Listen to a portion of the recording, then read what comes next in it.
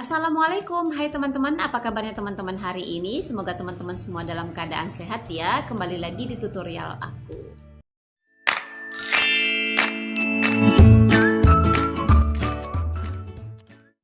Nah, di video kali ini aku akan membagikan pengalaman aku ke teman-teman bagaimana langkah awal kita untuk memulai usaha jahit spray ya. Nah, bagi teman-teman yang mungkin pengalaman aku ini perlu dipertambahkan, boleh teman-teman berkomentar di kolom komentar untuk menambahkan pengetahuan bagi teman-teman kita yang mau memulai usaha spray.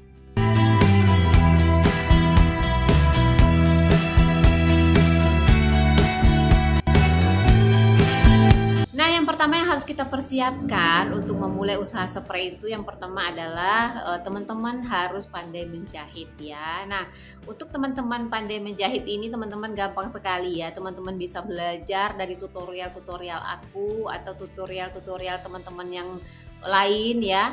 Nah, teman-teman bisa belajar minimal teman-teman udah bisa menjahit satu set spray karet aja ya, mulai dari spraynya, kemudian sarung bantalnya dan sarung gulingnya. Kemudian teman-teman paham nih bahannya habis berapa, kalau ukuran ini perlu bahannya berapa, cara motong kainnya gimana. Nah, udah pandai itu aja, teman-teman udah bisa kok memulai usaha ini. Lalu bagaimana dengan kalau ada orang mesan spray rimple atau bed cover segala macam, teman-teman bisa belajar beriring waktu ya.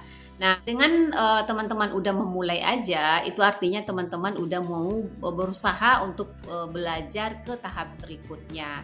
Nah, teman-teman jangan nunggu dulu nih, harus pandai aku jahit spray, rimple, kemudian jahit bed cover dan segala macamnya baru mulai usaha ini. Nah, itulah kelamaan teman-teman ya. Jadi teman-teman mempersiapkan pandai jahit satu set spray karet aja, teman-teman udah bisa memulai usaha ini. Kemudian yang kedua, apakah kita harus mempersiapkan banyak mesin jahit nih untuk memulai usaha ini? Jawabannya tidak, teman-teman ya. Nah, teman-teman untuk memulai usaha ini, teman-teman hanya perlu satu aja mesin jahit ya. Nah, teman-teman nggak perlu memikirkan mesin jahit obras, mesin jahit sirsa atau neci. Teman-teman nggak perlu memikirkan itu ya. Teman-teman bisa mengupahkan ke pasar untuk obras dan necinya ya.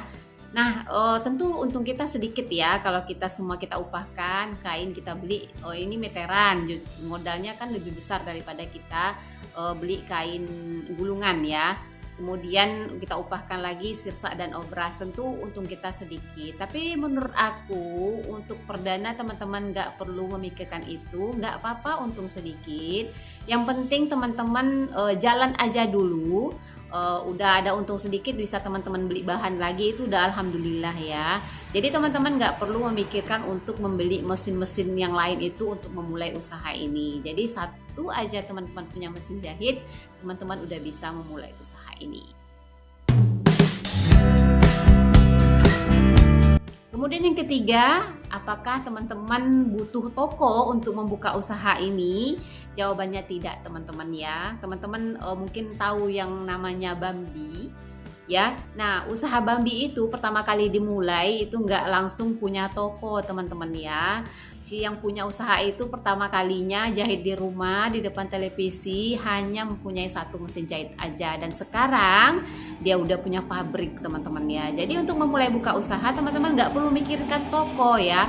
Beda dengan aku dahulu, pertama aku buka, aku memang pertama kali itu langsung punya toko. Kenapa? Karena di zaman aku itu dulu belum ada yang namanya BBM, belum ada yang namanya WhatsApp. Ya, beda dengan sekarang, teman-teman ya. Sekarang itu gampang sekali jualan, teman-teman ya. Teman-teman perbanyak aja kontak-kontak orang-orang yang teman-teman kenal di WhatsApp teman-teman, kemudian teman-teman rajin posting di Facebook, di Instagram teman-teman ya. Nah, dengan begitu teman-teman sebenarnya udah punya toko ya, nggak perlu teman-teman memikirkan untuk sewa toko ya.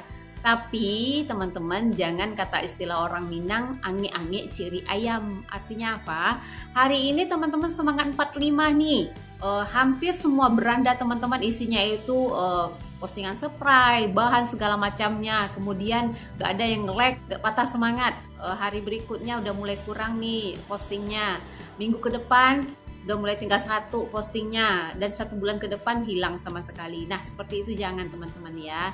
Jadi teman-teman harus konsisten, tetap memposting 1 hari 1 aja di sosial media teman-teman ya.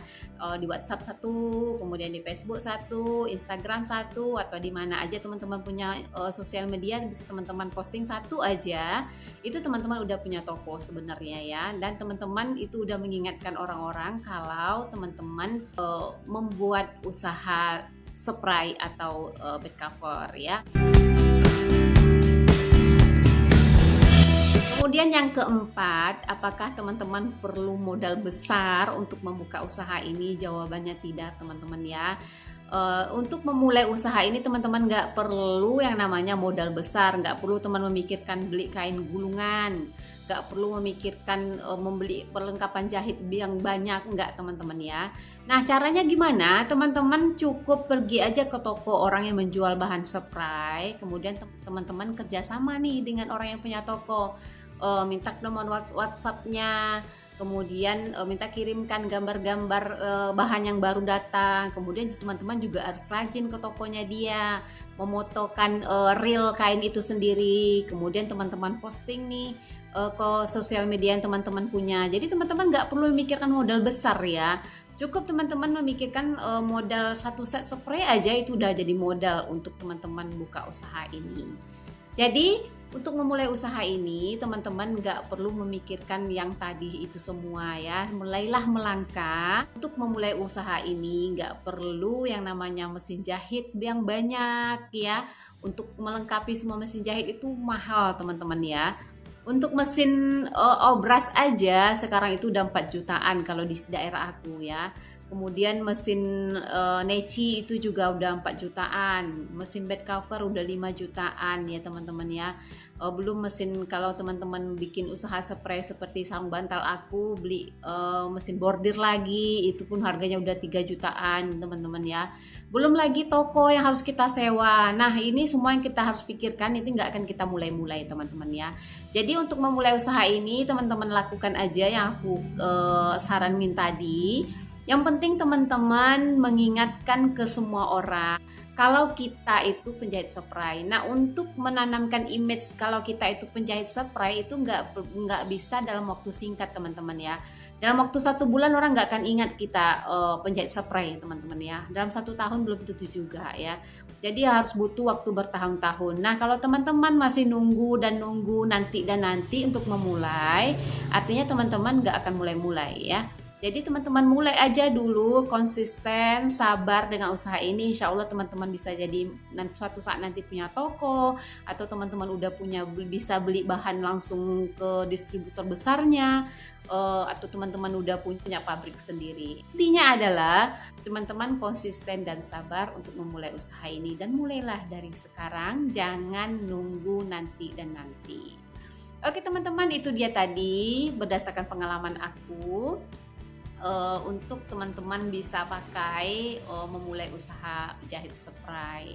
Semoga teman-teman semua sukses, semoga teman-teman semua bisa membantu keuangan keluarga. Insya Allah kalau teman-teman nggak patah semangat ya, kemudian kesabarannya dipelihara, insya Allah teman-teman bisa membuka usaha ini. Nah, itu tadi teman-teman sedikit pengalaman aku untuk teman-teman gunakan untuk memulai usaha jahit spray. Semoga video ini bermanfaat, dan jangan lupa dukung channel Lady Sopriana dengan teman-teman tekan tombol subscribe, juga tekan notifikasi loncengnya biar teman-teman tahu video-video aku yang terbaru. Sampai jumpa di video berikutnya. Assalamualaikum.